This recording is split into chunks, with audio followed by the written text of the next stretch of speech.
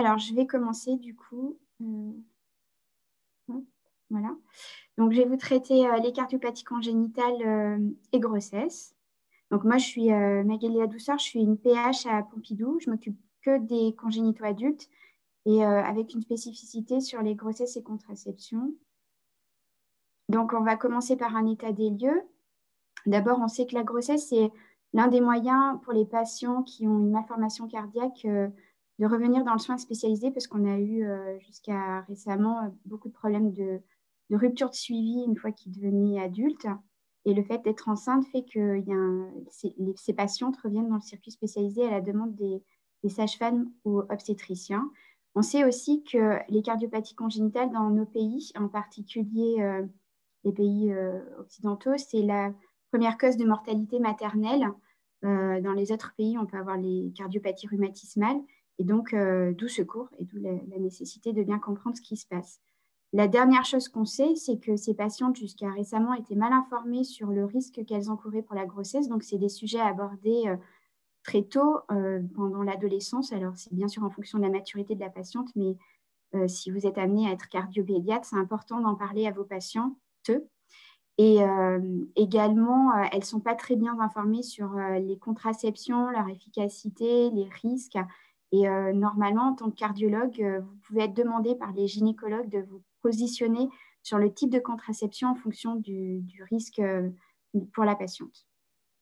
Donc, on va aborder les modifications physiologiques. Elles sont importantes à connaître parce que vous allez comprendre ce que vous allez surveiller pendant la grossesse chez ces patientes cardiaques. Alors, c'est vrai pour toutes les cardiopathies, pas uniquement congénitales. On sait qu'il y a très tôt une accélération de la fréquence cardiaque et puis à partir du deuxième trimestre, une augmentation du débit et du volume sanguin avec un maximum en fin du troisième trimestre. Et il y a aussi en postpartum, du fait du transfert du sang utérin dans la circulation maternelle, une augmentation de la précharge qui sont autant d'éléments qui peuvent entraîner des décompensations cardiaques.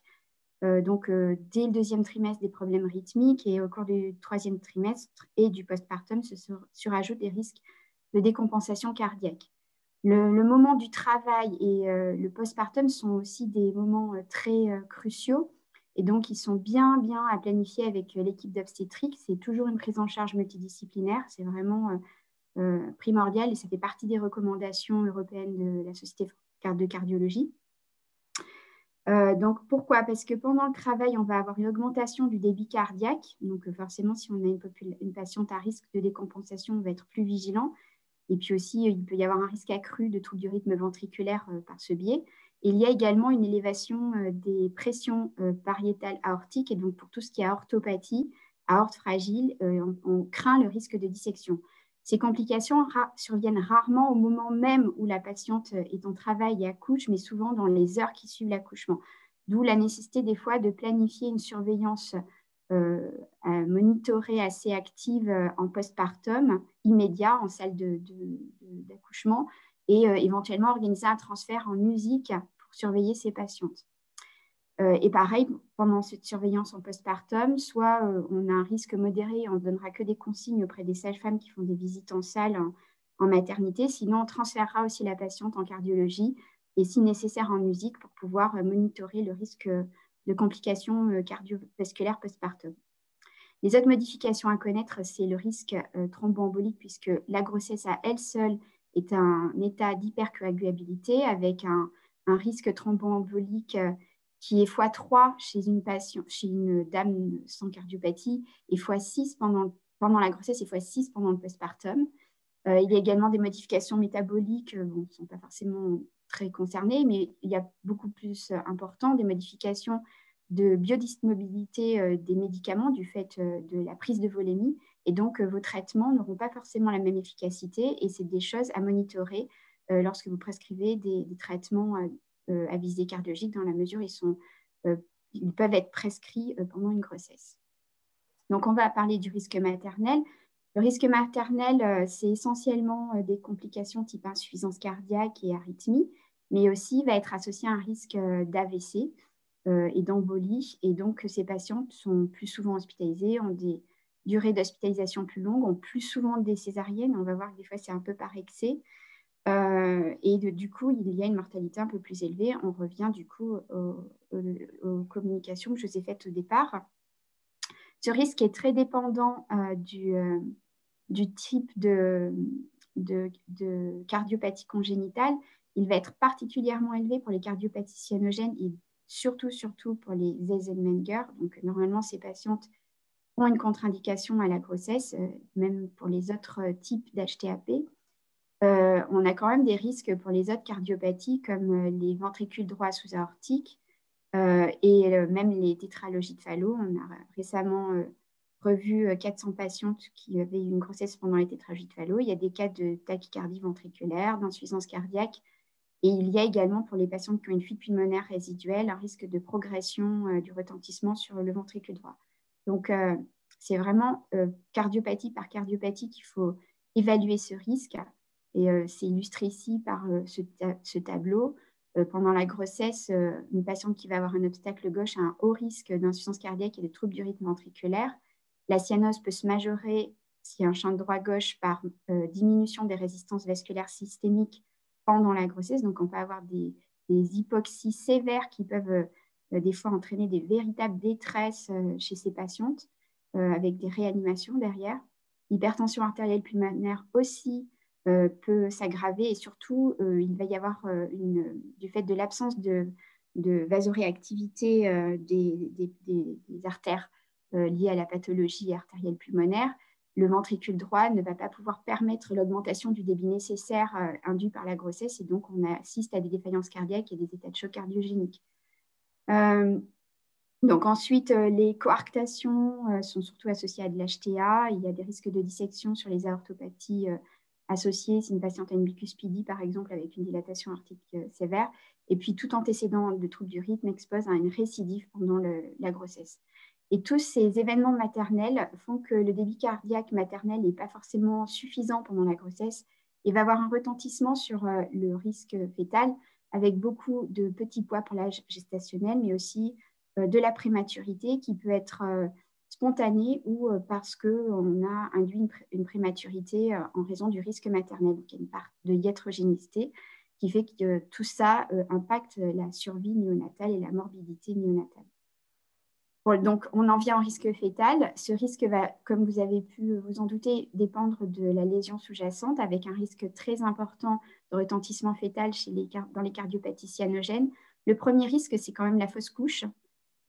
Si une patiente a une saturation inférieure à 85%, elle a moins de chances de conduire une grossesse à terme et donc avoir beaucoup plus de fausses couches qui sont dans des termes normaux par rapport à une population générale. Ce n'est pas des fausses couches tardives. Il y a aussi un risque de plus petit poids pour l'âge gestationnel chez ces patients, chez ces bébés, du fait probablement de la cyanose et d'un problème d'extraction d'oxygène au niveau placentaire et aussi de développement placentaire à ce moment-là. Et puis, l'autre population qui a de plus en plus, qui est croissante chez l'adulte, c'est les ventricules uniques avec des fontans, avec des vraies problématiques systémiques adultes. Et la grossesse en fait partie. C'est des grossesses pareilles, il y a énormément de fausses couches, probablement aussi il y a un problème de placentation. Elles ont aussi d'ailleurs des problèmes de stérilité, donc l'induction par PMA n'est pas sans risque chez ces patientes. Donc forcément, on va solliciter vos expertises pour entrer dans ce projet. Et puis bien sûr, le débit cardiaque, donc la fonction ventriculaire et les valvulopathies associées impactent le développement fœtal et il y a des études sur la perfusion placentaire. Enfin, on a étudié le Doppler de l'artère utérine qui est pathologique, alors pas grave au sens d'aller raccourcir la durée de grossesse, mais quand même, on voit que c'est anormal. Il y a des index de résistance qui sont pathologiques par rapport à une population saine. Et donc, on imagine bien que ça va retentir sur le développement fœtal, si bien que ces enfants, ils sont souvent de plus petits poids, pas forcément dans des seuils pathologiques, mais par rapport à une population contrôle, ils sont un peu plus petits et parfois dans des seuils pathologiques justifiant un service de néonatologie. Donc, c'est pour résumer tout ce que je viens de dire. L'oxygénation et l'adaptation cardiaque sont nécessaires pour le résultat chez l'enfant. Mais il y a aussi d'autres facteurs auxquels il faut penser, les facteurs génétiques, puisqu'on a des patientes avec des syndromes, et puis des facteurs pharmacologiques, puisqu'un certain nombre de nos patientes ont des traitements à visée cardiaque. Donc, le facteur qui impacte le plus, c'est quand même la fonction cardiaque. Avant même la cyanose et même le traitement, et c'était montré chez des corps de patients en Angleterre, comparé avec des patients qui ont accouché dans la même période et qui avaient le même âge avec la même parité. Il y a aussi un impact génétique. Alors, il y a surtout un risque de récurrence. La cardiopathie congénitale, c'est le facteur de risque le plus sévère de récurrence. Donc, comme on sait ce problème, on indique chez ces patientes un dépistage au deuxième trimestre de la cardiopathie fœtale. C'est vrai quand c'est maman qui a une cardiopathie congénitale, c'est aussi vrai quand c'est le papa. Donc, pareil, au moment de l'adolescence, quand vous évaluez ces patients, vous les suivez, il faut leur en toucher deux mots, qu'ils soient au moment de leur suivi, de ce risque pour qu'ils pensent une fois adultes à faire ce dépistage. Cette récurrence, elle n'est pas forcément dans le même continuum que la maman, mais c'est souvent le cas. Et donc, on peut avoir une maman avec une bicuspidie aortique ou une coarctation et un bébé avec une hypoplasie du ventricule gauche. Donc, ça a vraiment son impact, même si l'incidence est très, très faible. Le pronostic de l'enfant est lié, donc c'est important de faire ce screening. Il y a aussi toutes les récurrences, les transmissions dominantes. Et donc, il ne faut pas oublier qu'on a un certain nombre de patientes qui peuvent être enceintes, notamment les Dijorge, les Noonan, les Alagiles et les Marfan, qui sont une transmission à 50% de leur syndrome. Il y a également certains Williams, donc il faut négliger personne. Ça devient des futurs adultes avec leur vie à eux, et donc ce risque doit être abordé avec les tuteurs ou les parents, et même avec le patient, parce qu'ils peuvent être assez ouverts à ces discussions quand ils sont jeunes adultes. Sinon, dans les autres malformations cardiaques, c'est environ 4 à 5% de transmission. C'est en fonction de la cardiopathie maternelle. Celles qui sont normalement le plus à risque, c'est les cardiopathies du cœur gauche. Donc, tout ça doit être abordé. Enfin, les traitements, j'en ai parlé. On a beaucoup de patientes qui sont sous bêta-bloquants. Et donc, la plupart des bêta-bloquants sont autorisés pendant la grossesse. Ceux qui impactent le moins, c'est le métoprolol et le propranolol. Donc, des fois, on fait des switches d'un carvedilol, par exemple, un bisoprolol, avec l'un des autres traitements qui n'a pas forcément la même efficacité au niveau cardiaque et tout à fait la même indication, mais c'est vraiment au cas par cas. Aussi, on a beaucoup de patientes sous IEC, donc c'est normalement phétotoxique et tératogène, donc on doit arrêter ce traitement le plus tôt possible dès le diagnostic de grossesse. Si la patiente a pris ce traitement pendant la grossesse, il faut en informer l'obstétricien pour dépister des malformations fœtales. Et aussi des patientes sous AVK, où on sait que passer une certaine dose de coumadine, il y a un risque tératogène. Quand c'est au-dessus de 5 mg de coumadine, il y a un risque tératogène d'au moins 7%. C'est dose dépendant. Et donc là aussi, normalement, c'est à discuter au cas par cas selon l'indication des AVK chez la patiente. Donc, dans l'étude, le registre européen, on a surtout vu qu'il y avait quand même beaucoup de patients qui avaient un traitement cardiologique, surtout bêta-bloquant, et que c'était l'un des principaux facteurs qui retentissait sur le poids fœtal. Il y a un risque également à la naissance d'hypoglycémie et de bradycardie néonatale. Il n'y en a pas pendant la vie fœtale. Ça, on l'a exploré avec l'équipe d'obstétrique avec laquelle je travaille sur 100 bébés. Donc, à la naissance, ces enfants doivent être évalués par un néonatologue. Bon, ils le sont tout le temps, mais avec vraiment contrôle de la glycémie, du poids, de la fréquence cardiaque et une surveillance en unité néonatologique pendant au moins 24-48 heures, le temps que tout se normalise. Donc, le calcul du risque, il y a différentes façons de faire qui sont plus ou moins précises, qui ont été toutes testées. D'abord, il y a la classe OMS modifiée, où cette classe est publiée dans les recommandations de l'ESC, donc vous pourrez aller vous référer. Avec 4 classes, les classes 3 sont à très à risque et les classes 4 sont normalement contre-indiquées au projet de grossesse. Donc, elle est très pratique parce que toutes les cardiopathies dans ces recommandations ont été, enfin la plupart ont été listées. Donc, on arrive à retrouver nos patientes y compris avec une cardiopathie congénitale et son sous-type. Mais elle n'est pas forcément très précise puisqu'elle a été comparée avec d'autres classifications comme la classification Carpreg ou Zahara. Alors, si vous vous intéressez un petit peu à cette littérature, il y a un petit peu tout et son contraire. Le Carpreg, c'est un peu plus compliqué, ça s'adresse aussi à toutes les cardiopathies. C'est un score qui est établi sur des antécédents maternels comme la classe NYHA, les antécédents cardiovasculaires, la présence de valves mécaniques, d'obstacles du cœur gauche. Enfin, il y a plusieurs critères et vous calculez un score et en fonction de ce score, vous pouvez définir un risque maternel. Et Zahara, c'est un petit peu plus précis. C'est un peu plus à la carte, mais c'est beaucoup plus compliqué en utilisation. Donc, en gros, on utilise, nous, surtout la classe OMS, puisque c'est celle qui est validée par l'ESC. Et on fait quand même un peu du sur-mesure pour les patientes, puisqu'elles n'ont pas toutes la même histoire. Et donc, indirectement, on doit utiliser un petit peu le score de Zahara, même si on ne le calcule pas vraiment dans les comptes rendus. Pour ce risque maternel, donc, sur le Carpreg, celui que je voulais vous illustrer. Donc, il a été mis à jour récemment. Il y a Carpreg 1 et Carpreg 2. Ou Carpreg 2, il y a aussi des éléments de l'évaluation à l'état basal et également des éléments de la cardiopathie sous-jacente. Mais comme je vous disais, les antécédents cardiovasculaires, la classe NYHA, les obstructions du cœur gauche, la dysfonction ventriculaire sont des éléments qui se retrouvent de toute manière dans toutes les classifications et qui sont ici stratifiés. Et puis la classification MS, donc vraiment vous retrouverez la liste dans les recommandations 2018. Et en plus, ça a été quand même assez souvent validé avec plus ou moins de précision dans les études de validation. Et ce qu'il faut retenir, c'est celles qui sont contre-indiquées, donc vraiment pour lesquelles une indication thérapeutique de grossesse peut être indiquée et si possible le plus tôt possible dans la grossesse, parce que sinon on retombe un peu dans les mêmes complications qu'une grossesse à terme sur une durée un peu moins longue puisqu'on ne la conduit pas à terme. L'HTAP est une contre-indication. Les dysfonctions du ventricule systémique sévère, quand on a une FE inférieure à 30%. La fait d'avoir une sténose mitrale sévère, symptomatique ou asymptomatique, c'est très grave. On peut vraiment avoir des complications sévères maternelles.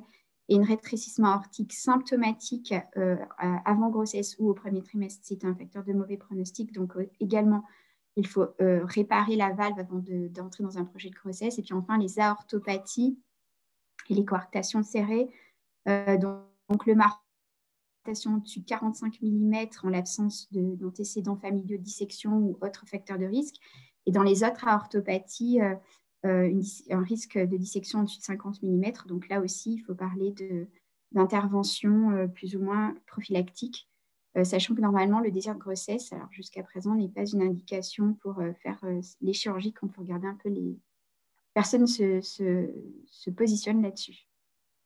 Enfin, les dernières recommandations ont rajouté ce qui nous concerne proprement dit, c'est-à-dire qu'ils sont très, très exigeants sur les ventricules droits systémiques, puisque maintenant, un ventricule droit systémique, même avec une fuite modérée de la valve tricuspide, on parle surtout aux double discordance, ou une dysfonction modérée du VD systémique inférieure à 40%, est devenue une contre-indication. Donc ça, c'est assez nouveau. Et pour le Fontan, eh bien, il faut que ce soit des patients avec un Fontan sans jamais avoir eu de complications, ce qui inclut les patients qui ont développé de la cyanose sur des fistules véno-veineuses, qui ont eu des troubles du rythme même ablatés, qui ont eu des complications thromboemboliques. Donc vraiment, c'est vraiment les Fontans parfaits qui sont classés NYHA 1, qui au mieux 2, mais vraiment 2 pour avoir vécu récemment l'événement, eh bien, c'est aussi très compliqué à gérer la grossesse et le devenir fœtal. Donc, normalement, si on suit les recommandations, ces patients qui ne devraient pas être enceintes. Après, on ne fait que leur expliquer et espérer qu'elles comprennent les enjeux. Pour l'enfant, il y a des risques qui sont bien établis, on en a parlé déjà, mais il n'y a pas de score qui valide vraiment le risque et du coup qui a été étudié prospectivement. C'est un peu les mêmes facteurs de risque qu'on a évoqués tout à l'heure, la cyanose, les obstructions du cœur gauche, le fait de prendre des anticoagulants, les valves mécaniques, mais ce n'est pas été vraiment étudié prospectivement. On sait que ces facteurs sont associés à une surmortalité néonatale qui n'est pas négligeable quand on pense à la néonatalité, à la mortalité néonatale en France. Alors, on va prendre quelques situations particulières. À la fin du cours, je vais vous faire participer un tout petit peu. Donc, je ne sais pas si ce sera par chat, parce que je vois que vous êtes 42. Voilà, on verra. Par chat, c'est peut-être pas mal, comme ça fait travailler. Il faut chaque fois penser, ça c'est un petit peu une stratégie, comment réfléchir devant, soit en préconceptionnel, soit surtout pendant le début de grossesse. Devant une patiente, il faut d'abord envisager quel est le risque maternel chez la patiente, quel est le risque fœtal, comment on va planifier la grossesse, avec quelle équipe, dans quel centre on va faire accoucher la patiente et la suivre. Savoir est-ce qu'on va la conduire vraiment jusqu'à terme, est-ce que ça va être spontané ou induit, où on va la faire accoucher, est-ce que c'est quel niveau de maternité par rapport au risque fœtal, est-ce qu'il faut un centre de chirurgie cardiaque, une réanimation et une musique à proximité, quel va être le mode d'accouchement en fonction de la problématique de la patiente, en dehors de l'indication obstétricale, puisque ce n'est pas notre compétence.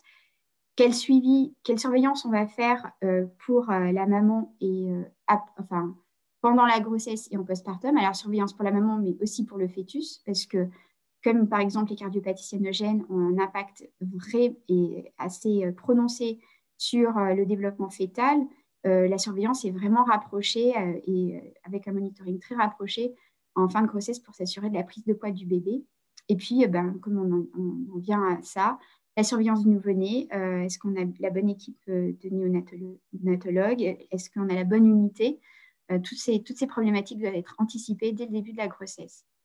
Donc, souvent, c'est une prise en charge pluridisciplinaire qui implique le cardiologue, donc nous, les anesthésistes, pour savoir quel type d'anesthésie on va pouvoir faire sans faire courir de risque à la patiente. Par exemple, l'anesthésie générale dans l'HTAP est associée à 4 fois plus de mortalité, donc ce n'est pas l'anesthésie qu'il faut retenir chez ces patientes. Les obstétriciens, puisqu'ils vont aussi indiquer quelle modalité d'accouchement est possible est nécessaire chez ces patientes. Et il y a des comorbidités qui s'ajoutent parce qu'on a de plus en plus, par exemple, de patientes obèses. Donc, c'est vraiment une problématique obstétricale ajoutée. Et puis, bien sûr, les néonatologues, puisqu'il y a un impact sur l'avenir de l'enfant. Donc, on en a parlé. Ça peut être un accouchement spontané si on a une fonction cardiaque normale avec une cardiopathie simple ou intermédiaire réparée sans lésion résiduelle. Sinon, ça va être programmé. Les inductions, on va discuter éventuellement de certaines inductions à risque, comme celles qui utilisent les prostaglandines, avec un risque de vasospasme coronarien ou d'arythmie ou de chute tensionnelle qui peuvent être mal tolérées, de même que l'ocytocine. Et puis, des instructions sur le mode d'accouchement. S'il y a un risque d'endocardie, par exemple, ça aussi, ça doit être évoqué s'il faut faire une prévention. Si c'est un accouchement complexe et qu'il faut, il est préférable de le faire en centre tertiaire, quel type d'anesthésie on va utiliser et comment on va monitorer la patiente. On sait que la plupart du temps, on indique une voie vaginale parce que la césarienne est associée à un risque de perte sanguine plus élevé, c'est 1 litre de sang versus 500 millilitres par voie vaginale. Et donc, chez certaines patientes qui ont des cardiopathies charge dépendantes, ça peut être très, très mal toléré. Et on peut avoir des états de choc. Le risque infectieux aussi, donc on en a parlé un tout petit peu. Les patientes qui ont des prothèses ou qui ont des antécédents d'endocardite ou des cyaneuses sont peut-être potentiellement à risque, sachant que les dernières recommandations européennes et américaines ne retiennent pas l'accouchement comme une situation à risque infectieux en dehors de lésions infectées, donc n'indiquent pas une antibioprophylaxie chez ces patientes. Bon, ça a discuté en équipe. Il y a un risque thromboembolique, on l'a évoqué en tout début de cours. Donc, les patientes qui ont un fond-temps et qui ont un risque thromboembolique élevé ont un risque encore plus élevé pendant l'accouchement et surtout en postpartum et encore plus quand c'est une césarienne. Donc, tout ça doit être évoqué. Donc, on va préférer la voix basse, sauf les patientes qui ont des problèmes obstétricaux qui indiquent une voix par césarienne. Les patientes qui arrivent avec une MAP sous AVK les marfangs qui ont une aorte supérieure à 45 mm ou toutes les autres aortopathies héréditaires, les dissections aortiques aiguës ou chroniques, les insuffisances cardiaques non contrôlées, et puis, les rétrécissements aortiques serrés ou HTAP. Les HTAP, maintenant, après avoir pas mal étudié ces grossesses-là, il faut indiquer un accouchement programmé par césarienne sous péridurale. Alors, c'est des péridurales, en fait, c'est des rachis titrés. Donc, c'est vraiment avec des équipes qui ont l'habitude. Et puis, si on a une patiente qui est difficile à monitorer avec des AVK et qui est une valve mécanique, eh bien aussi, on peut préférer la césarienne et ça discuter avec l'équipe. Donc, pour le monitoring, on va surtout surveiller la tension artérielle, la fréquence cardiaque et la saturation chez ces patientes. Également l'électrocardiogramme quand il y a un risque rythmique. Donc, ça, c'est évalué après accouchement par l'ensemble de l'équipe multidisciplinaire. Nous, on le fait une fois par mois. On va donc privilégier pour toutes ces patientes une anesthésie par péridurale. Il faut toujours traiter la douleur et certaines fois, on peut mettre des opioïdes. Alors, c'est vraiment au cas par cas parce que ça peut entraîner des blocs, sur des blocs rachidiens, on peut entraîner des chutes tensionnelles qui peuvent majorer une cyanose et ou sur obstruction valvulaire, être mal tolérée chez ces patients. Après, si l'anesthésiste a l'habitude de faire des anesthésies avec titrées vraiment à petite dose, c'est des anesthésies qui sont possibles, surtout quand une césarienne est indiquée. Donc, il faut vraiment que l'équipe d'anesthésie d'obstétrique ait cette expérience. Pendant le postpartum, il faudra prévenir l'hémorragie. Donc, pareil, on peut utiliser l'oxytocine, sauf contre-indication dérivée d'ergot de sel. Prévenir le risque thromboembolique, on en a parlé. Et puis, savoir qu'il y a des modifications importantes en postpartum. Et s'il y a un risque d'insuffisance cardiaque, éventuellement proposer une hospitalisation en unité de soins intensifs pendant 24 heures. Donc, en pratique, c'est là que je pense qu'il y aura peut-être des petites questions. C'est le cas d'une patiente qui consulte à 26 semaines de grossesse, qui avait été opérée dans l'enfance d'une tétralogie de Fallot et qui a été perdue de vue après 18 ans, parce qu'elle allait très très bien. Et puis, elle a eu quelques épisodes de palpitations pendant quelques minutes. Et bonjour. Et donc, elle a sa première grossesse, elle a eu une première grossesse il y a 6 ans sans problème. Et elle est admise aux urgences pour des palpitations avec cet électrocardiogramme. Alors, je ne sais pas si vous pouvez écrire pour dire qu'est-ce que vous faites devant ce cas. C'est une patiente qui avait, donc je rappelle, tétralogie de Fallot, préparée, une première grossesse qui s'est parfaitement bien passée, qui a déjà eu des épisodes de palpitations et qui arrive avec l'électrocardiogramme que voilà. Est-ce que vous pouvez me dire... Alors, attendez, je regarde si j'ai la chat. Alors, on ne voit pas bien. Ah, pardon, vous ne voyez pas bien la diapo. Alors, je vous dis ce que j'ai comme réponse. Donc, en moniteur la patiente, oui, bah, déjà, je pense qu'on l'hospitalise. Par un ionogramme, oui, il faudra faire un bilan. Alors, attendez, parce que l'arrêt des AVK n'est pas systématique, surtout pendant le premier trimestre. Alors, ça, c'est une autre question. C'était une question. Alors, pour les AVK, c'est vraiment... On va en parler un peu plus tard dans le cours parce qu'il y a un cas. Mais c'est vraiment à discuter avec les patientes et il y a aussi des recommandations. Donc, le premier trimestre, c'est à ce moment-là qu'on doit discuter des relais. Normalement, c'est à partir de la 6e à la 2e semaine parce que c'est là qu'il y a le risque tératogène. Donc, on va en parler un peu plus loin. Alors, oulala, je ne sais pas dans quel ordre ça vient. Ouais, d'accord. Alors, on ne voit pas bien les diapos. Est-ce que vous pouvez passer en mode... Ah, je ne suis pas en mode diaporama? Alors... Je pensais que j'étais en mode diaporama.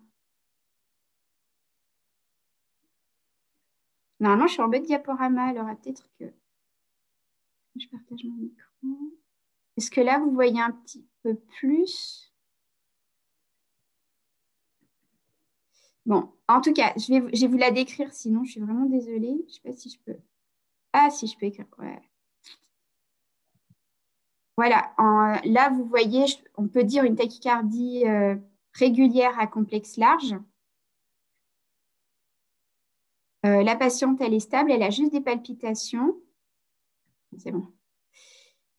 Euh, donc, dans une tétralogie de Fallot, la première chose auquel on pense, c'est la tachycardie ventriculaire. Donc, en gros, ce patient, elle est un peu plus loin. Cette patiente, quand on a ce genre avec un aspect de bloc de branche droit, parce que c'est vrai que ce n'est pas le CG12 dérivation, on peut imaginer qu'il y a une tachycardie supraventriculaire qui conduit au ventricule et donc ça donne cet aspect de tachycardie à QRS large de type retard droit. Et donc, il faut essayer de freiner la conduction AV par des manœuvres vagales. Chez une femme enceinte, vous pouvez faire aussi de la striadine, mais bon, là, pour le coup, c'est vraiment les manœuvres vagales qu'il faut faire. Et donc, on découvre une arythmie atriale avec cet aspect de toit d'usine, ce qui correspond plutôt à un flotteur. Donc, on sait que c'est une patiente enceinte qui a des palpitations, qui n'a pas fait de syncope ni de malaise, mais se sent un peu plus fatiguée avec cet aspect électrique de flotteur assez rapide. Qu'est-ce que vous faites? Alors, est-ce qu'il y en a qui veulent essayer de chatter?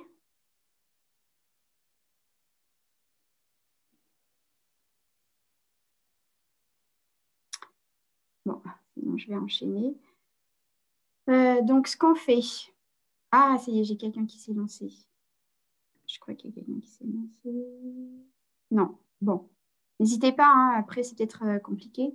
Donc, une patiente qui est en arythmie supraventriculaire ou arythmie ventriculaire encore plus, enceinte, qui a une tachycardie qu'elle tolère mal, il faut essayer de la réduire le plus rapidement possible. Alors, ça dépend, les symptômes vont dicter l'urgence de réduire le trouble du rythme, mais en tout cas, il faut vraiment garder ça en tête.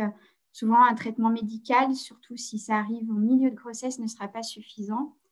Donc, chez ces patientes, comme elles ont une arythmie, si on a du mal à dater l'ancienneté de l'arythmie, il faut s'assurer qu'il n'y a pas de thrombus. Donc, on va faire une ETO pour vérifier que l'auricule gauche est libre. C'est rare dans les flotteurs, mais ça fait partie des pratiques.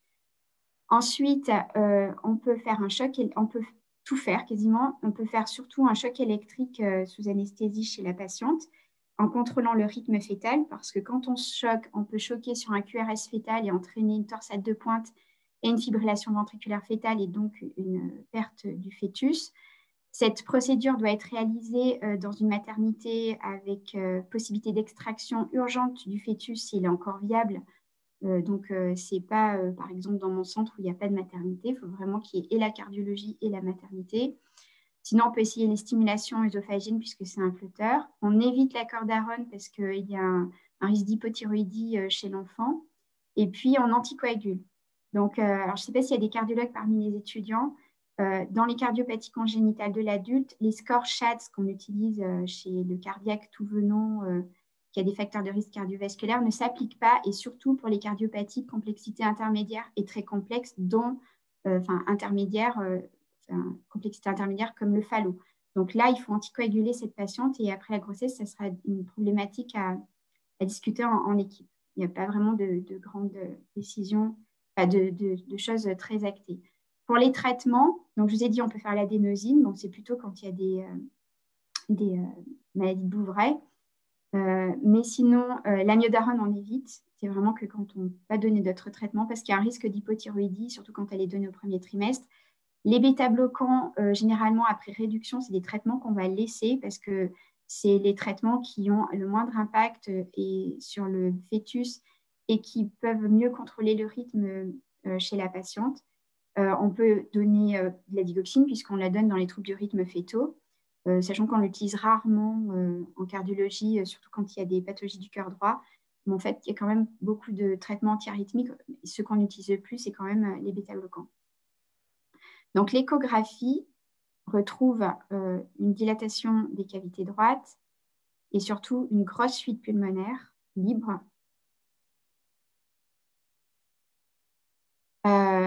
La patiente finalement a été réduite, elle est anticoagulée sous bêta-bloquant, elle n'a pas fait de récidive. Elle arrive à 34 semaines, la grossesse se déroule plutôt bien, le bébé grossit bien, elle n'a pas de signe d'insuffisance cardiaque quand vous la voyez en consultation. Donc là, est-ce que vous proposez quelque chose de particulier à faire? Je regarde, je sais pas si... Je pense que vous voyez tout mon écran, donc c'est compliqué.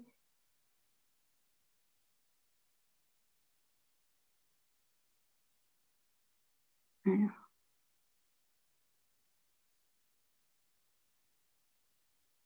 je sais pas s'il y a des gens... J'arrive pas à savoir si vous me répondez. 18 demandes, mais... Ah, voilà. Bien, il y en a un qui s'est lancé, c'est bien. En plus, moi, je ne sais pas qui vous êtes, donc vous pouvez y aller, hein, dites tout ce que vous avez à dire, et puis il n'y a pas de questions bêtes. C'est comme ça qu'on apprend. En gros, oui, il faut la référer plutôt dans un centre expert avec une équipe d'obstétrique qui sait gérer ce genre de patiente. Alors, je vais peut-être faire une question oui-non, comme ça, ce sera plus facile. Je mets sur le chat. Alors, est-ce que vous la faites accoucher à terme ou vous faites un accouchement induit plutôt?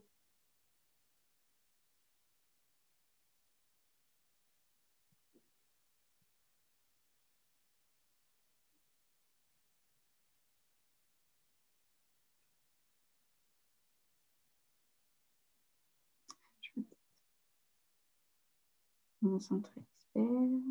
Ah, mais c'est bizarre, j'arrive pas à voir toutes vos.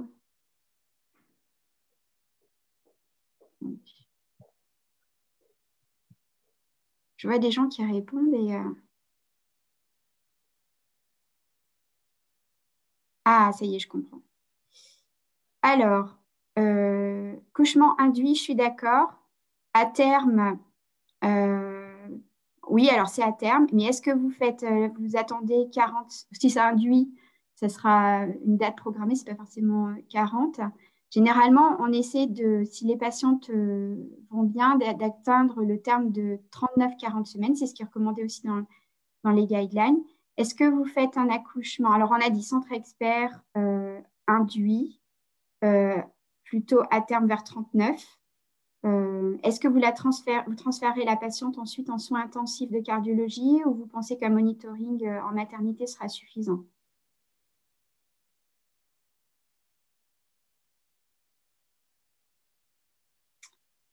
Alors, en musique. Oui, ça peut se discuter de la mettre en musique, cette patiente.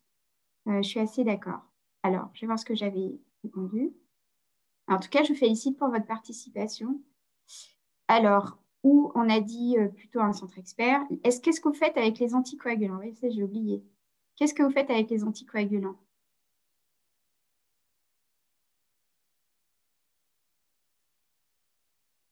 Alors, il y en a qui répondent. Oui. Alors, avec les anticoagulants, ah, j'ai un peu du mal, hein. Je ne sais pas comment elle fait l'accouchement. Oui, centre intensif. Euh, Oui, alors, cette patiente pour les anticoagulants, on l'avait mis sous HBPM au deuxième trimestre. Ça se discute d'introduire les AVK pour laisser tranquille la patiente, mais il faut quand même arriver à un équilibre et qu'elle fasse un INR dans son cas tous les mois, puisque ce n'est pas une valve mécanique.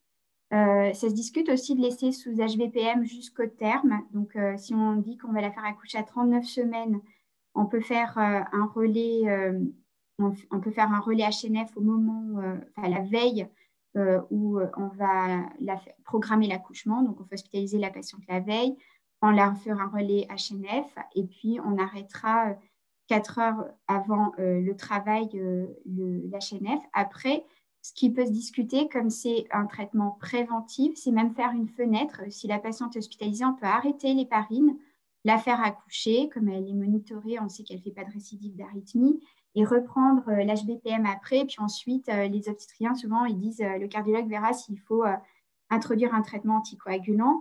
Parce que comme c'est un risque rythmique chez cette patiente, on pourrait discuter de mettre les nouveaux anticoagulants à distance de l'accouchement, on va dire par exemple 15 jours après l'accouchement, et réévaluer le risque rythmique par un holter, parce que c'est vrai que ça peut être il n'y a rien qui démontre qu'une arythmie survenue pendant une grossesse expose à un risque de récidive à courte échéance chez ces patientes. Peut-être à longue échéance, des patients plus à risque de faire de l'arythmie. On sait que c'est presque 50% des patients à 50% des patients après 60 ans qui ont eu une opération de Fallot. Alors, on arrête 4 heures avant le déclenchement. Oui, c'est ça, c'est 4 heures. Normalement, les anticoagulants, c'est 4 heures avant le déclenchement, mais surtout avant tout ce qui est péridural, parce qu'il y a des risques d'hématome. Donc, ça, c'est vraiment important de faire cet arrêt. Mais c'est exactement ça. Et encore une fois, cette patiente, on aurait pu arrêter la veille, puisqu'on est dans un traitement anticoagulant préventif. Alors, donc ensuite, l'anesthésie, ben, pour le coup, on peut faire une péridurale. Il n'y a pas besoin de faire plus et surtout pas moins. Elle peut être induite par des prostaglandines, il n'y a aucun problème. Le monitoring maternel, eh bien, on va surveiller en scope. On va demander que la patiente ait un scope en salle d'accouchement et dans les heures qui suivent l'accouchement. Pareil, on va monitorer le fœtus juste avant l'accouchement et pendant l'accouchement. Bon, ça s'est fait généralement dans la plupart des grossesses. Et puis, pendant le postpartum, eh bien, ça peut se discuter de la faire surveiller un peu en soins intensifs pour être sûr que tout va bien, ou éventuellement en maternité, mais c'est vraiment en fonction de comment s'est passé l'accouchement et juste avant l'accouchement, si la patiente avait plein d'extrasystoles. C'est vrai qu'une petite surveillance en cardiologie monitorée peut être souhaitable. Alors, est-ce qu'on pouvait prévoir ces complications? Je vais vous illustrer ici par de la biblio. Donc déjà, il y a Kerry qui avait utilisé la cohorte de Boston où on voyait que chez les patients qui avaient une fuite pulmonaire et une dysfonction VD, le risque était plus important d'avoir des complications cardiovasculaires. Alors curieusement, dans ces papiers qui datent, la première complication qui est rapportée, c'était de l'insuffisance cardiaque. Ce n'est pas vraiment notre expérience, ce n'est pas vraiment ce qui est retrouvé dans le registre ROPAC. Mais ça existe. On sait qu'il y a de l'insuffisance cardiaque chez à peu près un peu moins de 10% d'entre elles. Et il y a aussi un risque rythmique. Si on regarde le score de Zahara, où je vous ai dit qu'il était un peu plus sur mesure, eh bien, on aurait pu peut-être le prévoir parce que cette dame, elle avait des palpitations, mais elle n'était pas bien suivie. Donc, ça se trouve qu'elle avait déjà eu du flotteur et elle avait une fuite pulmonaire sévère. On pourrait même peut-être se dire que la fonction ventriculaire droite, en écho, on ne l'évalue pas très bien et peut-être que la fonction n'était pas très bonne non plus. Et donc, elle avait un risque de complication, ça ne veut pas dire que ça arrive, mais qui était quand même de 17,5%, ce qui justifiait d'autant plus d'être référée auprès d'un centre expert pour être évaluée et bien suivie pendant la grossesse jusqu'à l'accouchement et le postpartum. Donc, là, quand vous avez ces patientes, il faut vraiment vous efforcer de faire un bilan complet en préconceptionnel pour pouvoir bien les guider. Ça comprend l'écho, l'épreuve d'effort. La VO2 est vraiment intéressante chez toutes les patientes cardiaques qui veulent avoir une grossesse. Aussi une IRM et du fait des palpitations, vous pouvez discuter d'un holter ECG, voire d'autres dispositifs de surveillance du rythme comme les Reveal ou d'autres techniques maintenant parce qu'il y a de plus en plus de monitoring light chez ces patients, donc c'est intéressant. Alors. Ensuite, le risque rythmique, il faut savoir que ce risque est très important, surtout chez les patientes valvulaires et surtout quand on a des antécédents d'arythmie avant la grossesse. Donc, ces patientes-là, il faut vraiment bien les surveiller. Et ce qu'on ne sait pas, mais qui serait peut-être intéressant à étudier plus tard, c'est l'impact quand il y a une ablation, si ce risque persiste pendant la grossesse, que souvent après une ablation, il récidive, mais une autre forme d'arythmie. Donc, mais en tout cas, c'est un risque réel chez ces patientes.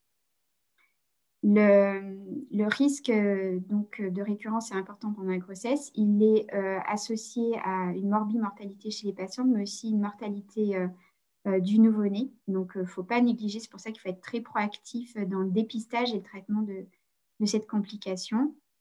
Et puis, comme je vous ai dit, là, par exemple, c'est un flotteur qui a dégénéré chez une patiente qui a une transposition des gros vaisseaux palliée par une chirurgie de Senning, où elle a fait finalement de la fibrillation ventriculaire. Eh bien, en tout cas, chez ces patients qui ont de l'arythmie, eh bien, le choc électrique est vraiment possible, surtout quand c'est mal toléré, même de façon modérée. On ne parle pas d'état de choc ou d'œdème pulmonaire, hein. On peut vraiment utiliser le choc électrique quand la patiente est très essoufflée et ne peut pas conduire une vie normale, parce que ça a aussi un pronostic non seulement pour elle sur la durée, mais aussi pour l'enfant. L'insuffisance cardiaque est une complication assez fréquente dans notre registre, et surtout en troisième trimestre et en postpartum. Donc, c'est important de bien monitorer ces patientes. Nous, on n'a pas eu le cas dans cette patiente. Il y a des facteurs de risque qui sont clairement identifiés. Les patientes sans surprise qui sont très symptomatiques avant la grossesse, qui ont déjà eu des insuffisances cardiaques, qui ont de l'hypertension, alors c'est pas enfin, de l'hypertension artérielle pulmonaire, oui. Alors là, c'est certain, c'est plus de 10% d'entre elles. Et sinon, même de l'hypertension pulmonaire, qui est sur du post-capillaire, elles sont encore plus à risque de faire des complications. Et le facteur qui n'est pas à négliger, c'est les prééclampsies. Donc, les poussées hypertensives, quand vous les voyez en consultation, il faut aller les chercher, sachant qu'on a des seuils de traitement de l'HTA qui sont moins importants que chez les patients qui n'ont pas de grossesse, hein. C'est-à-dire qu'on tolère un 14-15 mais on ne voudrait pas avoir un 10 de tension chez ces patients pour permettre une bonne perfusion placentaire. Le risque infectieux, il n'est pas négligeable, même si les recommandations n'indiquent pas d'antibioprophylaxie pour un accouchement. Et surtout, elles sont associées à une importante mortalité maternelle. C'est un peu la mortalité des endocardites dans les cardiopathies congénitales. Elle est un petit peu plus faible, elle est plutôt de l'ordre de 11 à 15% que 22%. Mais c'est une complication sévère. Donc, ça se discute en équipe, au cas par cas, si on fait une prévention d'endocardite ou pas. Nous, on a un peu on se sent un peu concerné par les patientes qui ont des valves mélodies parce qu'on sait qu'elles font plus d'endocardite. Donc, c'est vraiment cas par cas avec votre équipe. Non, si on est puritain et qu'on suit scrupuleusement les recommandations de l'ESC, on ne doit pas mettre d'antibioprophylaxie en l'absence d'infection génitale. Donc, les risques thromboemboliques est important et la première cause de risque de complications thromboemboliques chez les patientes enceintes, c'est d'être cardiaque. Dans le registre de ROPAC, c'est quand même assez fréquent et beaucoup plus que par rapport à l'incidence en population générale. Donc, il faut savoir évaluer ce risque. Il est compliqué parce qu'on n'a pas beaucoup de données, mais en tout cas, les cardiopathies cyanogènes, les fontans et les antécédents rythmiques constituent des risques d'augmentation du risque pendant la grossesse. Et on a surtout les patientes avec des valves mécaniques. Donc, d'où ce cas-là. C'est une patiente de 35 ans qui avait un rétrécissement mitral congénital, opérée à 2 reprises avec un remplacement valvulaire mitral par une valve mécanique carbomédique à l'âge de 14 ans, qui appelle son gynéco parce qu'elle est enceinte très tôt et elle ne souhaite absolument pas interrompre cette grossesse. Donc, le gynéco appelle le cardiologue en disant qu'il y a Madame S à suivre. Donc, qu'est-ce qu'on va faire? Cette dame, elle a un traitement anticoagulant. Donc, qu'est-ce que vous allez lui recommander pour ses AVK en début de grossesse? Donc, elle a 8 semaines. Alors, je vais voir si j'arrive à... Je ne sais pas pourquoi sur les chats, ah voilà, arrêt des AVK. Alors, AVK et allaitement, ça c'est une bonne question. Alors oui, les AVK, on discute beaucoup avec la patiente. Donc normalement, une coumadine, si la patiente elle a moins de 5 mg de coumadine pour être bien anticoagulée avec des objectifs thérapeutiques atteints, elle peut garder les AVK tout au long de la grossesse. Mais la condition, c'est de monitorer. Alors en théorie, c'est une fois par semaine. On peut faire une fois toutes les 2 semaines dans les recommandations pour être sûr que l'INR reste bien dans la fourchette thérapeutique.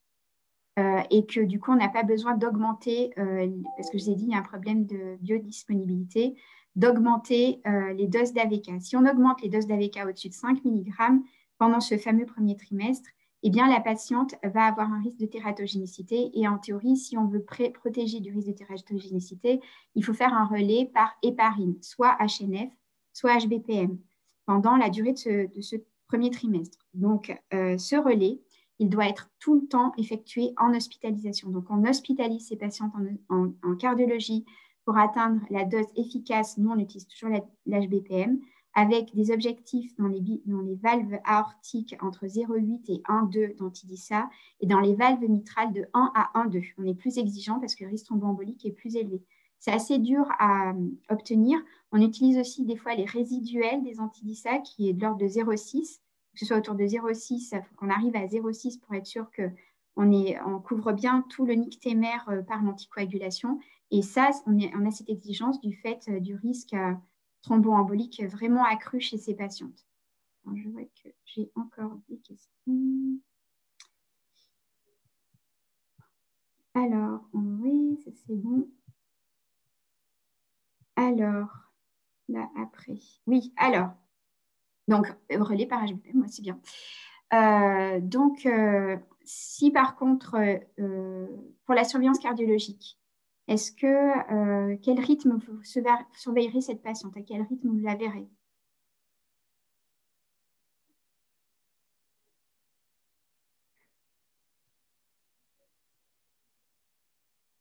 Ah, je vais répéter les dossiers. Donc, mais j'ai un petit. Je vais enchaîner comme ça, je vais aller un peu plus vite, comme ça je vais vous montrer, je vais m'arrêter sur la diapositive avec l'algorithme et les cibles. Donc, la surveillance cardiologique, je vais vous faire simple. C'est une fois par mois pour vérifier que la patiente n'est pas symptomatique, surtout pas essoufflée, et que la valve mécanique marche bien et qu'elle respecte bien l'observance par rapport aux anticoagulants. La surveillance obstétricale, l'obstétricien, en fonction de la prise d'AVK, va surveiller le développement, l'absence de malformation, l'absence de récurrence de la malformation cardiaque, parce qu'on est dans le spectrum du cœur gauche. Et puis, il va surveiller le développement fœtal, la prise de poids en fin de grossesse, puisque normalement, c'est des patients qui ont un assez bon débit cardiaque, mais ce n'est pas toujours le cas. Et puis, on va planifier l'accouchement, et là, on va rentrer dans des choses un peu plus compliquées. Donc, je vais enchaîner. Comme ça, on va pouvoir mettre les choses très claires. Bon, ça, je vais aller assez vite. C'était le registre ROPAC. La mortalité chez les patientes sous AVK est quand même importante par rapport aux autres cardiopathies, avec un risque de fausse couche quand les AVK sont pris au premier trimestre et surtout un risque thromboembolique important, 6%. Et ils n'ont pas vraiment trouvé le régime qui protégeait le mieux la maman. On sait surtout que les relais faits pendant le premier trimestre sont ceux qui exposent le plus la patiente à des complications thromboemboliques. Donc, ce premier trimestre est justifié d'être dans ce relais pendant le premier trimestre doit être fait à l'hôpital, ça se justifie complètement. Par contre, ce qu'on a vu aussi, c'est qu'il y avait beaucoup de complications hémorragiques au moment de l'accouchement et en postpartum. Et ça, c'était un peu plus vrai chez les patientes qui étaient sous héparine. Donc, c'est pas évident. Après, ça n'entraînait pas de décès, ça entraînait surtout beaucoup de transfusions sanguines. Le risque fœtal, donc, il est dose dépendant des AVK. Donc, une maman qui a de la coumadine à plus de 5 mg, elle a un risque de 8% d'avoir des enfants avec des malformations cardiaques. Ça, c'est une information qu'il faut communiquer au moment où vous voyez la patiente au premier trimestre ou en pré-conceptionnel pour que déjà vous sachiez un peu la stratégie que vous allez choisir avec elle, pour qu'elle soit active dans ces décisions. Et c'est aussi avec les obstétriciens. Souvent, les équipes d'obstétricales, elles ont des protocoles. Nous, notre équipe, elle a un protocole. Le relais donc, se fait, si la patiente a dit, moi, je ne veux pas garder la coumadine, j'ai 2 mg, mais non, j'ai peur pour mon enfant. Donc, il faut faire un relais, c'est entre la 6e et la 12e semaine et c'est à l'hôpital. Il n'y a pas de régime parfait, sauf celui où la dame, elle a une faible dose de coumadine qu'elle peut garder toute sa grossesse. Mais honnêtement, j'ai eu un cas sur toutes mes patientes sous AVK, donc c'est extrêmement rare. On en discute avec les parents et on balance le risque maternel versus fœtal et on décide avec l'équipe obstétricale. Et donc voilà, ça, vous pouvez le retrouver dans les recommandations. Donc, quand vous avez une patiente qui est enceinte, qui est sous AVK, qui arrive au premier trimestre et qui a de la coumadine supérieure à 5 mg, et donc avec un risque thromboembolique élevé parce que c'est une valve mécanique aortique ou mitrale, à ce moment-là, vous allez faire le relais au premier trimestre en hospitalisation, soit par héparine bas poids moléculaire, soit par HNF, avec les objectifs pour HBPM quand il s'agit d'une valve mécanique aortique entre 0,8 et 1,2 unités internationales d'antidissa. Et quand c'est une valve mécanique mitrale, c'est 1 à 1,2. C'est un peu plus élevé parce que le risque est encore plus fort de faire des complications thromboemboliques. Ça, c'est pour le premier trimestre. Donc ensuite, le deuxième trimestre, si la patiente, elle dit, moi, je ne veux pas continuer les piqûres 2 fois par jour, je ne veux pas les faire, c'est un calvaire. Elles disent rarement ça, elles veulent tellement leur grossesse qu'elles disent rarement ça. Mais vous pouvez faire à nouveau le relais de l'HBPM ou de l'HNF vers les AVK jusqu'à la fin du 3e trimestre pour planifier l'accouchement. Sinon, vous laissez la patiente, c'est ce que nous choisissons de faire. Et vous voyez, c'est pas ce qui est en jaune, c'est ce qui est le plus évident pour l'ESC et ce qui est en orange, c'est ce qui est moins évident. Mais sinon, vous pouvez continuer l'HBPM jusqu'au moment de la planification de l'accouchement. Et donc, à la 36e semaine, par contre, à ce moment-là, si vous êtes sous HBPM ou sous AVK, il faut vraiment faire un relais par HNF à l'hôpital, bien sûr, pour programmer l'accouchement. Cette HNF sera arrêtée doit être présent 36 heures avant l'accouchement planifié et on va l'arrêter 4 à 6 heures avant l'heure d'accouchement prévue. Et repris 4 à 6 heures après. Donc, on a une fenêtre de 8 à 12 heures sans anticoagulation pour faire accoucher la patiente. Alors, je vais voir si vous avez des questions après ça, parce que c'est un peu compliqué, mais n'hésitez pas à vous référer au... Alors, le cesse, donc c'est pour ça qu'on utilise la coumadine. Alors, pour la surveillance des anticoagulations, il faut la faire une fois toutes les semaines, quelle que soit l'anticoagulation. Vous pouvez, si c'est pénible pour la patiente, la faire une fois toutes les 2 semaines, mais pas une fois par mois, ce n'est pas suffisant. Donc, c'est 2 fois par mois ou 4 fois par mois. Voilà, je pense que j'ai répondu à vos questions. Hop, voilà, on enchaîne. Ça, c'est un récapitulatif. 24 heures avant, on commence c'est même 36 heures, c'est pas par rapport aux recommandations. La HNF, quand on arrête la HNF, donc à l'induction du travail, enfin quand le travail commence après induction, ou 4 heures avant si c'est une césarienne, et puis on redémarre 4 heures à 6 heures après l'accouchement en fonction du risque hémorragique par HNF. Et on surveille bien que les TCA ou les parinémies sont dans les cibles thérapeutiques. Donc là, je pense que c'est bon pour les anticoagulants. Alors, on passe que par la HNF. Alors, à la 36e semaine, on peut faire un relais HBPM, mais c'est vrai que ça a plus de sens de faire HNF. C'est 36 heures avant qu'il faut faire le relais par HNF. Alors, je vois qu'il y a Marilyn. Non, mais je t'écoute simplement. Hein. Ah, alors, attends, dis-moi, toi, tu dois commencer dans 2 minutes, c'est ça? Non, mais ça va quand tu auras fini. Dans 10 minutes. Ah, Dans 10 donc, minutes. dis-moi, dans 10 minutes, ça marche. Ça te va? Ouais, non, parce que je me suis trompée dans les horaires et j'ai commencé en retard. Non, mais sinon, on décale un peu, hein, t'inquiète pas. Bon, d'accord, ça marche, c'est gentil. Donc, ensuite, l'autre cas, c'est Madame L qui a un Marfan.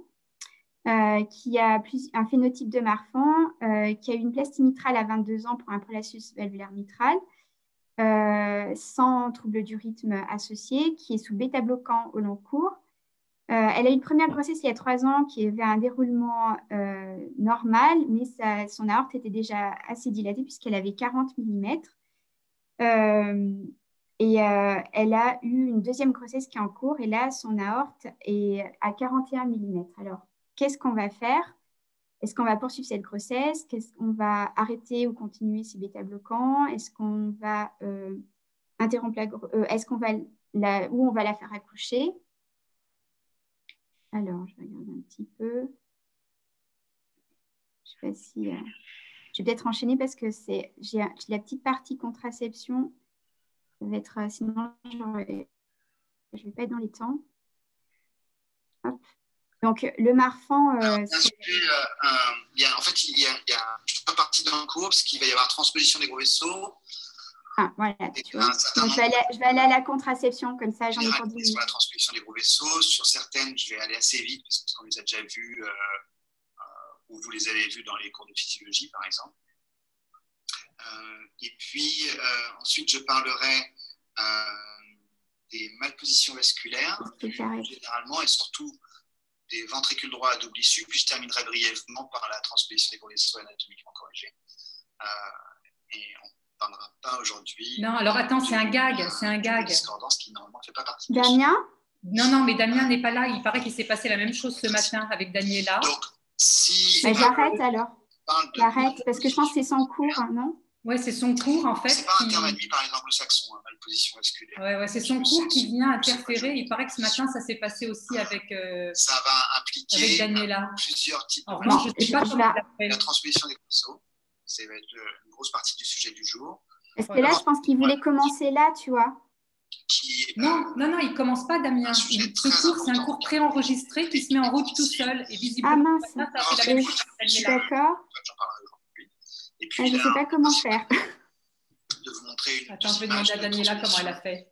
Ou malposition anatomiquement corrigée. C'est bizarre. Attends, peut-être que je peux l'avoir la main et... Donc, on commence par la transposition des gros vaisseaux. Non, je ne peux pas faire ça. Je n'ai pas la main dessus en plus. Normalement, les gros vaisseaux de la base se croisent, l'aorte est en bas. Est-ce que je continue pendant qu'il parle? Ça vous dérange ou... Non, je pense que tu ne pourras pas. Attends. Collé contre la valve mitrale. Il faut qu'il se taise. Est en haut, et détaché de la valve tricuspide. Ah, il faut arrêter la vidéo sur la chaîne YouTube. Ah bah moi je ne l'ai pas la chaîne YouTube, donc c'est une vidéo qui s'active à chaque fois. Ah d'accord. Et est-ce que j'ai, peut-être les étudiants sages, est-ce que moi j'ai un moyen d'avoir accès à la chaîne YouTube? Parce que normalement c'est sur l'administrateur du Zoom. Il faut fermer la fenêtre sur Internet, mais je l'ai. Attendez, je regarde sur mon Internet, mais je pense pas que je l'ai.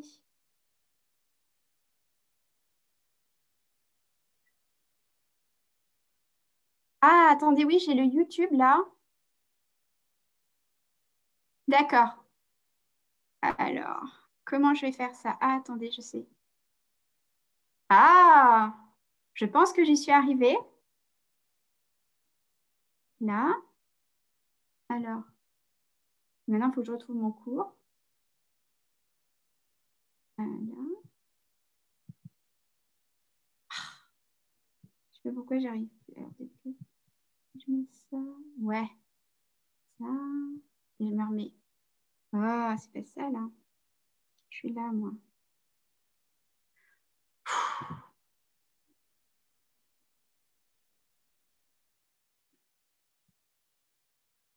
C'est pas celui-là, c'est celui-là. Ah, ça y est, j'ai compris. D'accord. Non, je veux pas. Je vais pas m'énerver. Ah, bah alors, attendez. Bah, sinon, tant pis, je vais aller mettre en diaporama.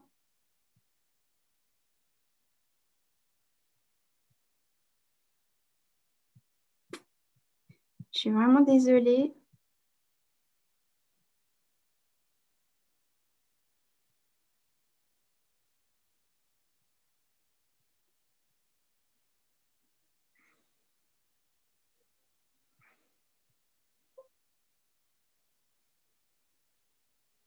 Je vais repartager mon écran.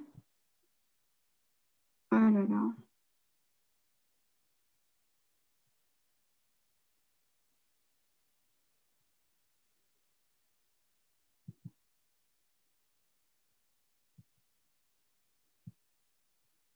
Ah.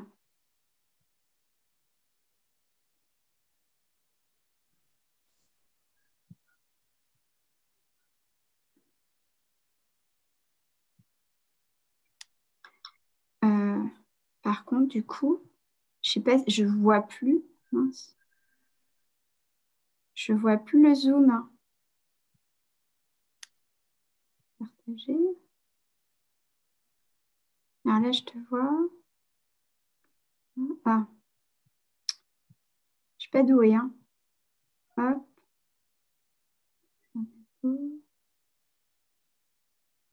Je sais pas pourquoi il veut pas.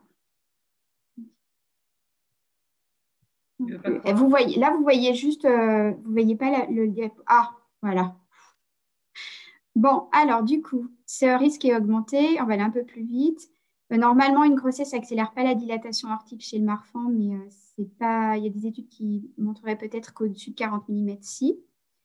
Elles sont contre-indiquées pour des diamètres aortiques supérieurs à 45 mm et 40 mm s'il y a des facteurs de risque comme des antécédents familiaux de dissection, mais le risque existe toujours chez ces patientes. Donc, il faut bien expliquer la planification de la grossesse chez elles et le risque de transmission.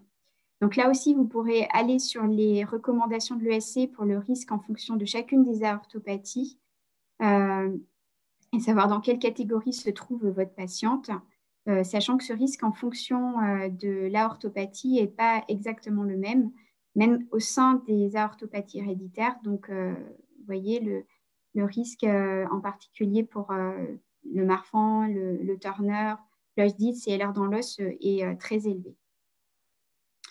Donc, il faut bien conseiller les patientes, les contre-indiquer si le risque est élevé, donc au-dessus de 45 mm ou 40 s'il y a des antécédents, des facteurs de risque.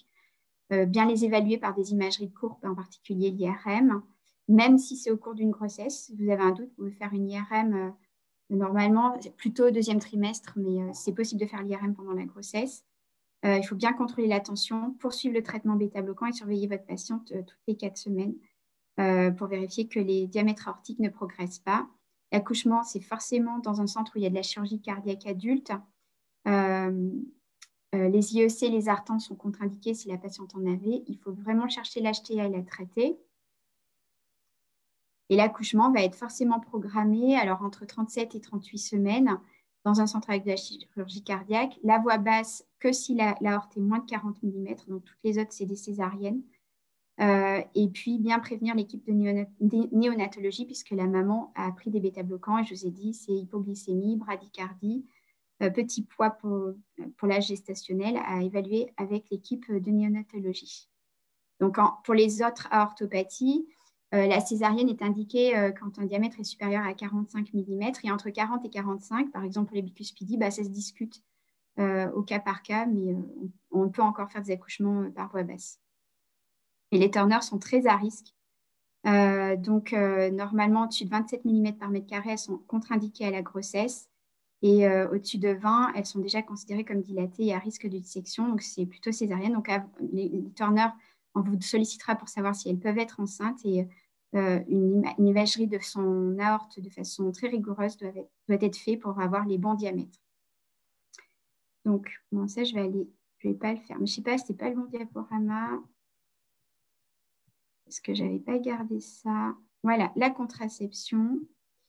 Donc, la contraception, on va discuter du risque maternel et du risque et de l'efficacité. Donc, pour des patientes qui sont à haut risque de complications maternelles, qui sont dans le groupe WOOC 4, on veut une contraception efficace. Les contraceptions efficaces, les plus efficaces, c'est le stérilet imprégné, l'implant aussi, et sinon la ligature des trompes ou la vasectomie, mais on va voir, elles ne sont pas sans danger, en tout cas la ligature des trompes, chez les patientes. Donc, la pilule la plus utilisée, c'est la contraception œstroprogestative. Elles sont très efficaces, sauf qu'elles vont dépendre de l'usage de la patiente. Donc, il faut qu'elle prenne sa contraception régulièrement. Et puis aussi du risque thromboembolique qui peut être acutisé par la présence des œstrogènes. C'est dose dépendant. Et ce risque existe aussi pour la partie systémique, c'est-à-dire que ces patientes, elles ont un risque d'AVC et aussi d'infarctus. Et ça, quel que soit le progestatif utilisé. Donc, il faudra bien évaluer aussi les autres facteurs de risque cardiovasculaire chez ces patientes, parce que ces pilules peuvent faire aggraver une hypertension artérielle. Donc, il faut vérifier que ce n'est pas le cas, vérifier qu'elles n'ont pas de dyslipidémie qui s'ajoute. Et puis, il peut y avoir une certaine impact sur la tolérance au glucose, mais ça ne déstabilise jamais un diabète. Donc ça, ce n'est pas une contre-indication. Donc, les patientes qui vont avoir une contre-indication à ces pilules, c'est celles qui ont un risque thromboembolique, même sous AVK. Donc, ce sont surtout les valves mécaniques, les cardiopathies ischémiques, l'hypertension artérielle pulmonaire, les fractions d'éjection basses, la circulation de fond de temps et toutes les Kawasaki avec des anévrismes ou autres arthrites qui peuvent favoriser par inflammation des thromboses coronaires ou d'autres vaisseaux. Et puis aussi le risque d'embole, quand on a des cardiopathies cyanogènes, eh bien, ce risque existe. Donc, on va privilégier plutôt des contraceptifs dans ces cas-là avec des progestatifs seuls qui ont aussi leurs contraintes, en particulier les pilules, puisqu'elles doivent être prises à heure fixe pour être efficaces.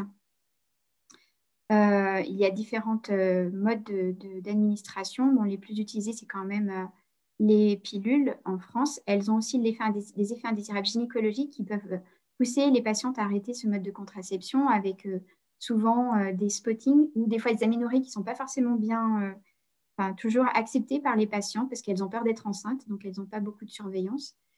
Et par contre, ce qu'il faut leur dire aussi concernant ces pilules progestatives qui se retrouvent dans les pilules du lendemain, eh bien, elles peuvent être utilisées. Il n'y a pas de contre-indication, il n'y a pas de risque d'acutisation des thromboses. La seule précaution à prendre si on est sous AVK, c'est refaire un INR car il peut être un peu déstabilisé, mais elles peuvent avoir le plan B. Les stérilés, ce sont vraiment ceux qui ont la meilleure, avec les implants, efficacité contraceptive. Ceux qui sont en cuir, on les utilise. Cuivre, on l'utilise très peu parce qu'il y a un risque hémorragique assez délétère chez ces patients. Donc, c'est plutôt des dispositifs imprégnés. Il peut y avoir des réactions vagales au moment de l'insertion qui peuvent être mal tolérées, en particulier dans les fontants ou les cardiomyopathies hypertrophiques ou les rétrécissements aortiques. Donc, il faut y penser et ces insertions doivent être faites éventuellement avec un service de cardiologie ou un service de réanimation de proximité pour un petit peu réanimer la patiente si elle n'est pas bien.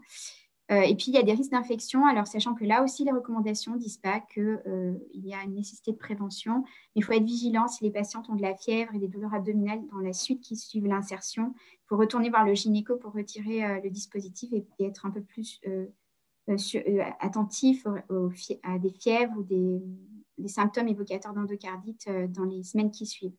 La stérilisation, eh bien, avant, il existait les occlusions de trompe qui ont été retirées du marché français parce qu'il y avait beaucoup d'effets indésirables et surtout, c'était pas efficace quand ce n'était pas posé correctement. Donc, ce n'est pas forcément aider les patientes. La seule stérilisation qu'on peut proposer, c'est la ligature tubaire.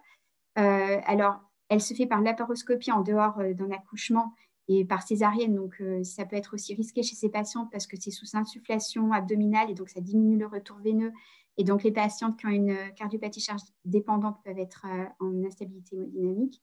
Donc, vraiment aussi, ça a discuté au cas par cas avec l'équipe de gynéco qui pratique ces procédures. Sinon, pendant l'accouchement avec l'obstétricien, ils le font généralement chez les patientes à haut risque. Donc, un petit tableau récapitulatif que vous pouvez trouver dans des articles qu'on a publiés avec mon équipe. En tout cas, les plus intéressants, je pense, surtout chez les jeunes filles et les adolescentes qui ne prennent pas forcément de façon très assidue leur pilule, c'est l'implant avec les effets indésirables gynécologiques qui doivent être gérés en collaboration avec un gynécologue avec qui vous travaillez. Les autres pilules sont moins efficaces si elles ne sont pas prises quand c'est des pilules prises régulièrement. Elles peuvent avoir des effets indésirables quand il y a un risque thromboembolique. Donc, tout ça doit être anticipé et souvent, les gynécologues vous demandent votre avis sur la modalité de contraception. Donc, il faut souvent envoyer un courrier auprès du gynéco pour dire il y a un risque thromboembolique, il y a un risque infectieux et il décide de ce qui est le mieux pour la patiente. C'est vraiment un travail collaboratif. Donc, je pense que j'ai fini. Voilà. Je regarde rapidement si j'ai des questions. Hop. Alors, voilà, c'était surtout pour mon problème d'Internet. Hein, vous m'avez beaucoup aidé. En tout cas, si vous avez des questions, vous n'hésitez pas à m'envoyer des mails. Je pourrais vous envoyer aussi le cours. Alors, peut-être qu'il sera disponible, mais en PDF. Voilà, vous n'hésitez pas. Moi, mon mail, c'est magali avec un e.ladouceur@aphp.fr. Vous pouvez l'envoyer aussi à la secrétaire de M. Bonnet. Et, elle vous communiquera mes coordonnées. Il n'y a aucun problème. Je pourrai répondre à vos questions si vous en avez au cours de vos révisions ou pendant votre pratique. Voilà. Je te remercie surtout, Marilyn, d'avoir attendu un peu. Magali, tu n'as pas abordé l'allaitement. Ah, il y avait une question allaitement, oui. Alors, déjà, vous pouvez, la coumadine, parce que j'ai vu qu'il y a une question avec allaitement, on peut.